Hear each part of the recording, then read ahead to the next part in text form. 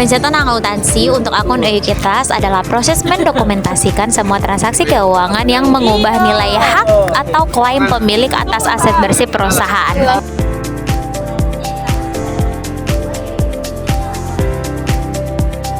Berdasarkan kerangka dasar penyajian dan penyusunan laporan keuangan atau KDP/PLK, pentingnya laporan keuangan bagi perusahaan adalah sebagai alat komunikasi utama untuk menyediakan informasi yang Anda mengenai posisi keuangan, kinerja, dan perubahan posisi keuangan perusahaan.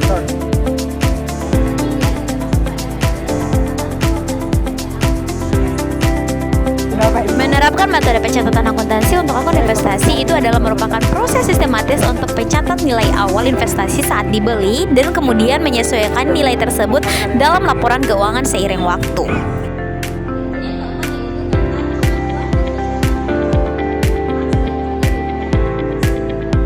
Dalam akuntansi, proses pengakuan dan pencatatan pendapatan dilakukan ketika kewajiban kinerja telah terpenuhi dan barang atau jasa telah dialihkan ke pelanggan yang dengan dicatat dalam jurnal. Selanjutnya, perusahaan menghitung pajak penghasilan atau income taxes berdasarkan laba kena pajak yang menjadi pajak kini terutang, serta menghitung pajak tangguhan.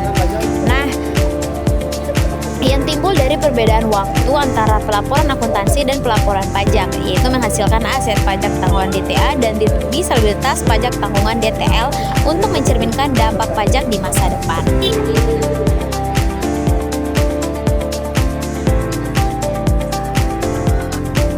Untuk mempertahankan konsistensi dan keandalan laporan keuangan, akuntansi menerapkan metode pencatatan yang berbeda untuk perusahaan dan koreksi. Perubahan kebijakan akuntansi dan koreksi kesalahan dicatat secara retrospektif. Masyarakat penyajian kembali atau restatement laporan keuangan periode sebelumnya agar terlihat seolah-olah kebijakan baru atau koreksi telah diterapkan sejak awal. Sebaiknya perubahan estimasi akuntansi dicatat secara prospektif di mana dampak hanya diakui pada periode berjalan dan periode mendatang tanpa mengubah laporan keuangan periode lalu.